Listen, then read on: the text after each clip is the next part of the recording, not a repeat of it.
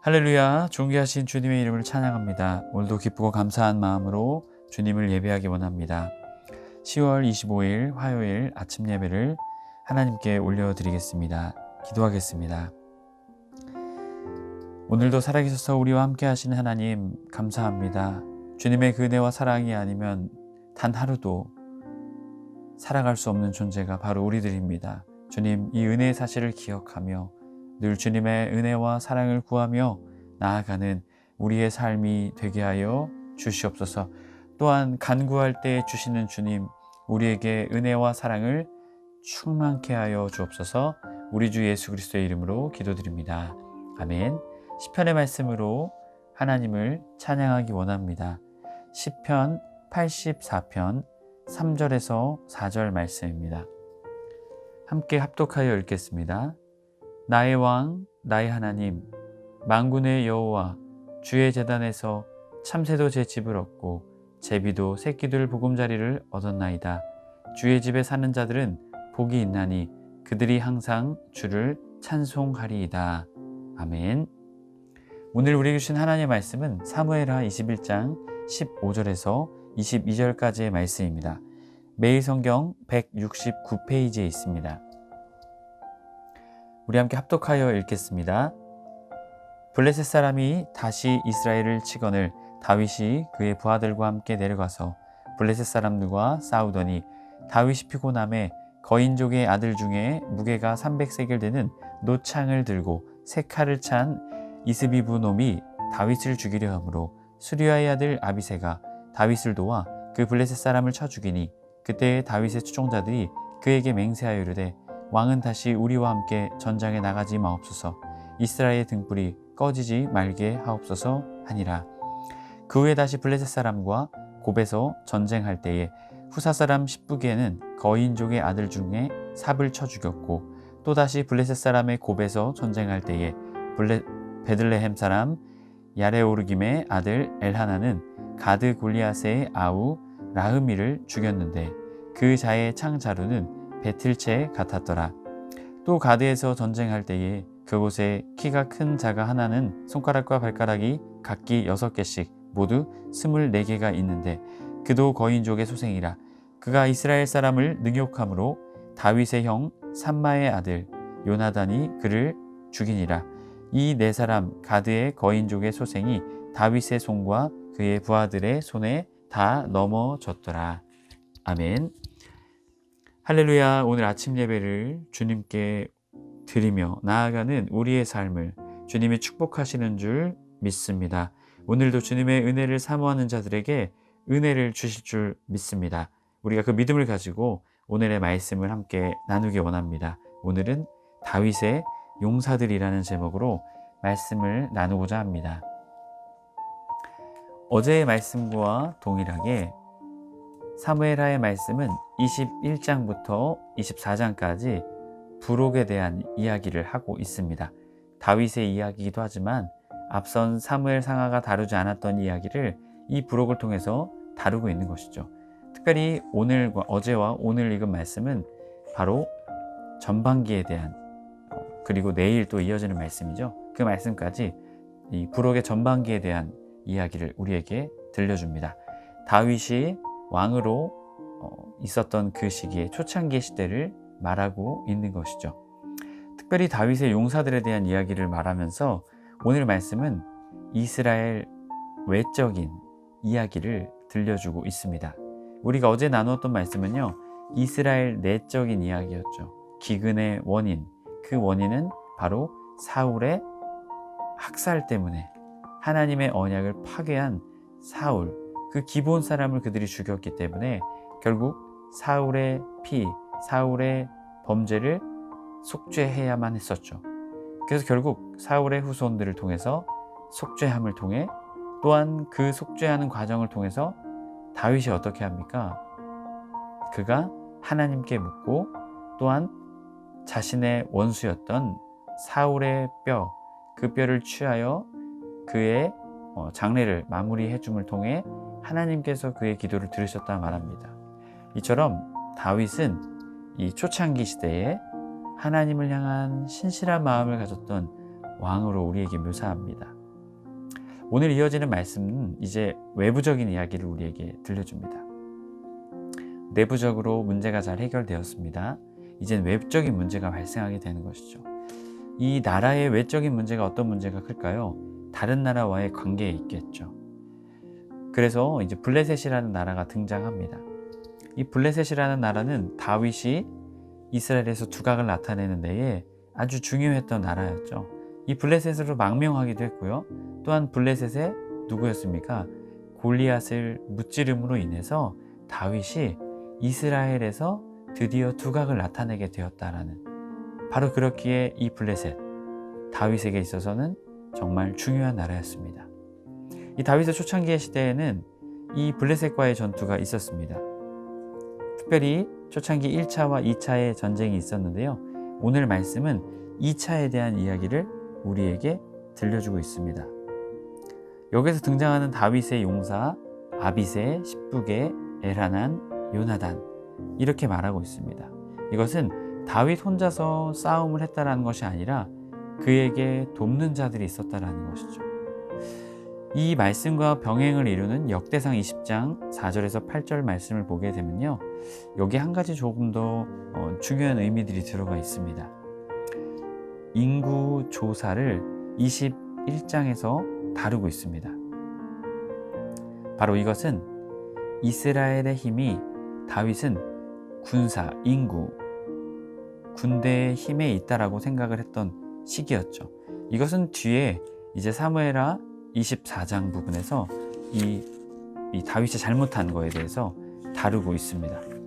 결국 그로 인해서 이스라엘이 어떻게 됩니까? 하나님께서 진노하셔서 그들에게 전염병이 생기게 되죠. 여러분, 이런 것처럼 오늘 말씀은 우리에게 분명하게 말하는 것은 하나님께 소망이 있다는 것이죠. 자, 오늘 말씀 15절의 말씀을 보면 블레셋 사람이 다시 이스라엘을 치거늘 다윗이 그의 부하들과 함께 내려가서 블레셋 사람과 싸우더니 다윗이 피곤하매, 다윗이 피곤하다라고 말하고 있습니다. 와이아 이프, 이것은요 정신적, 육체적 모든 것이 피곤한 상태임을 말해주고 있습니다. 앞선 제가 1차, 2차의 전쟁이라고 말씀을 드렸었죠. 바로 이 전쟁이 많은 학자들은 2차로 보고 있습니다. 왜냐하면 1차 전쟁이 끝나자마자 그것이 회복되지 않은 상태에서 다윗의 피곤함을 말해주고 있다는 것이죠. 자, 이 거인들의 아들이라는 자들이 등장합니다. 바로 골리앗과 같은 거인들입니다. 이 거인 중의 아들 중에 무게가 300세겔 되는 노창을 들고 세 칼을 찬 이스비브노비 다윗을 죽이려 하므로, 바로 이 다윗이 피곤하니까 이 거인 족속 중에 이스비브노비 이 다윗을 죽이려 했다는 것이죠. 300세겔이나 되는 이 창날, 이 창의 무게가 전체가 아니고요, 이것이 300세겔로 하면요 3.4kg 정도 됩니다. 그래서 학자들은 이것을 이 창의 끝에 달린 이 창날이다, 그리고 그 3.4kg에 해당하는 이 창을 감싸는 막대기겠죠, 그것까지 함께 한다면 엄청난 무게가 됐을 것이다 라고 말합니다. 또한 이어져서 나오는 표현 세칼이라는 단어가 나옵니다. 이 세칼이라는 것은요 하다쇠라는 것인데요, 새로운 무기라고 볼 수 있습니다. 여러분, 이렇듯 이스라엘과 블레셋은요 군사적으로 상대가 되지 않았습니다. 사실 이 이스라엘, 블레셋, 당시에는 블레셋은 철기 문명을 가지고 있었던 나라였습니다. 그랬기 때문에 이스라엘은 아직 철기를 다루지 못하던 때였죠. 그래서 또 다른 학자들은 이 다윗이 블레셋으로 망명하여서 그곳에서 이 철기 기술을 가지고 왔다, 이런 이야기들도 있습니다. 그만큼 당시에는 무기가 굉장히 중요했다라는 것이죠. 철기와 이 청동기, 당연히 이 칼이 더 강력했겠죠. 쇠칼이. 여기서 말하는 이 쇠칼은요 새로운 무기다라는 것입니다. 자, 여기서 설명하듯 거인족은요 엄청난 체구를 가지고 있었습니다. 골리앗도 엄청난 이 체구를 가지고 있었죠. 그런데 이들은 어떻습니까? 이들은 아주 강력한 무기를 가지고 있었습니다. 이스라엘과 상대가 할 수 없었겠죠. 그렇기 때문에 이들과의 전투에서는 이 이스라엘에게는 무엇인가 필요했습니다. 17절 수리아의 아들 아비새가 다윗을 도와 그 블레셋 사람을 쳐 죽이니 그때 다윗의 추종자들이 그에게 맹세하이르되 왕은 다시 우리와 함께 전장에 나가지 마옵소서. 이스라엘의 등불이 꺼지지 말게 하옵소서 하니라.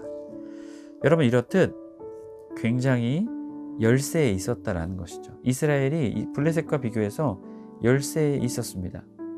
하지만 이들에게는 무엇이 있었습니까? 하나님이 계셨다라는 것이죠. 하나님께서는 수리아의 아들이었던 아비새, 이 다윗의 누이가 수리아인데요, 그의 아들들이죠. 특별히 요압과 아비새, 이 아비새가 다윗을 도와서 그 블레셋 사람을 쳐 죽이게 됩니다. 그리고 나서 이 다윗의 추종자들이 말하죠. 다시 전쟁에 나오지 말라. 왜냐하면 당신이 죽게 되면 이스라엘 등불이 꺼진다. 이 등불은 게르, 성전에서 끊임없이 태우는 불을 의미합니다.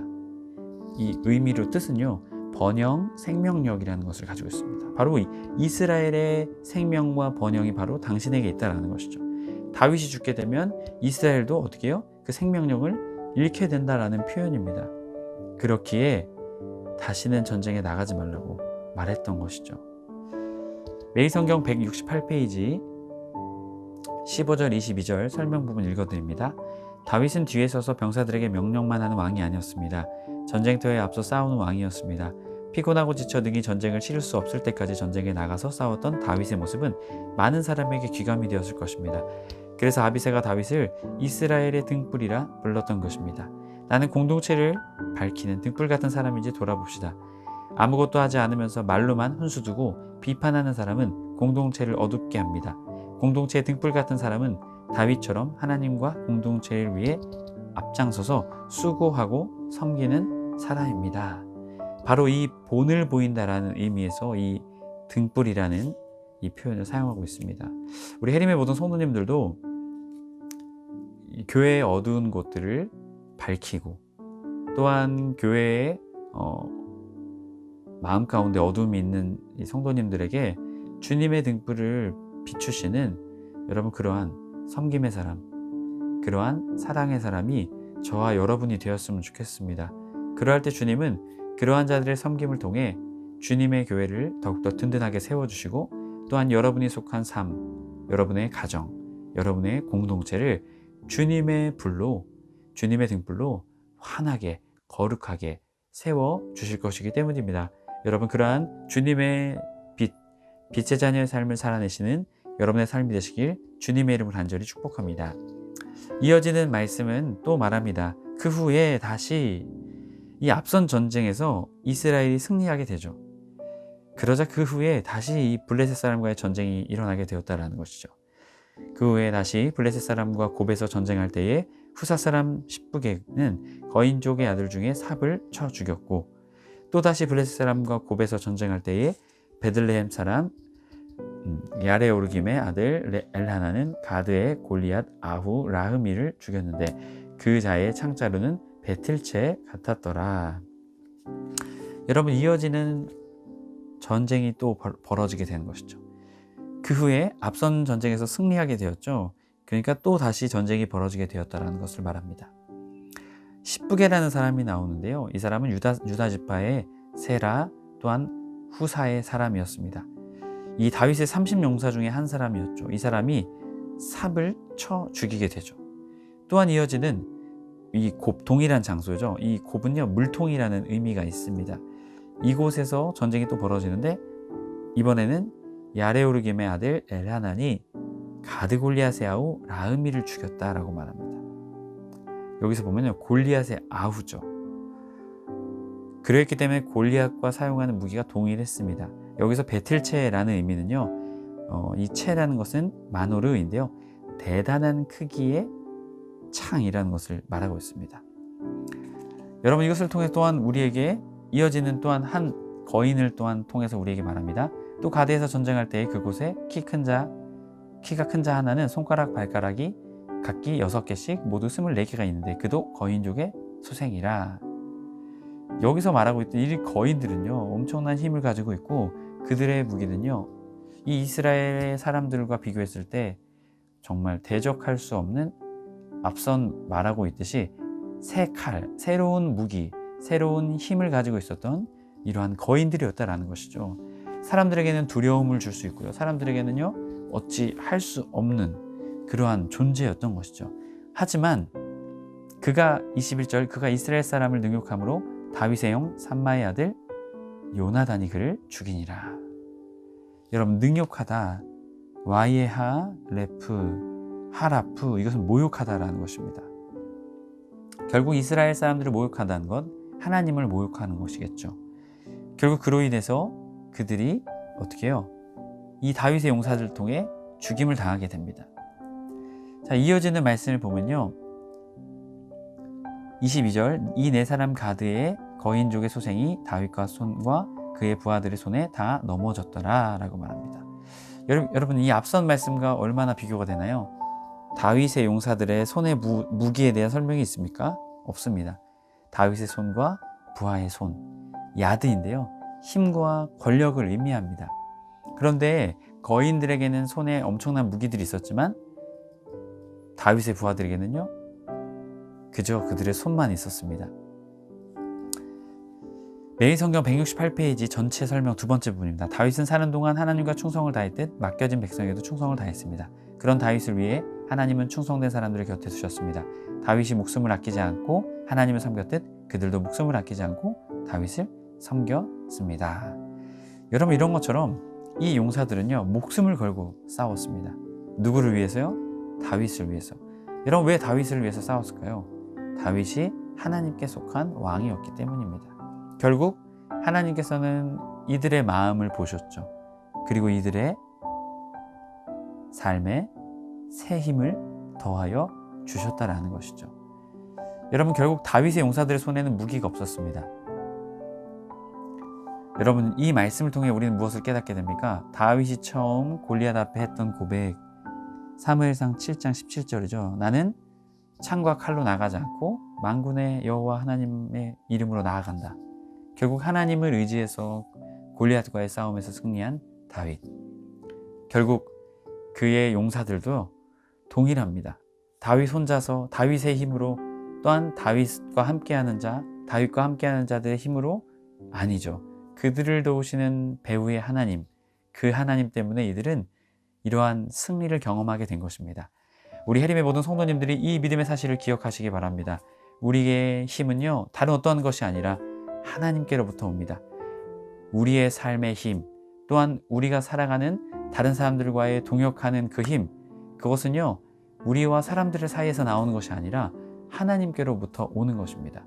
그렇기에 우리의 삶의 기초가 무엇이 되어야 할까요? 하나님이 되어야 합니다. 하나님이 될 때 우리의 삶이 온전히 세워질 뿐만이 아니라 하나님께서는 우리와 함께하는 믿음의 공동체원들을 주님의 사랑과 힘으로 우리에게 붙여주시고 우리와 함께 세워주실 것입니다. 결국 우리의 힘은 주님께로부터 온다라는 것입니다. 그 믿음의 사실을 믿고 믿음으로 나아가는 여러분의 삶 되시길 주님의 이름으로 축복합니다. 기도하겠습니다. 사랑의 하나님, 감사합니다.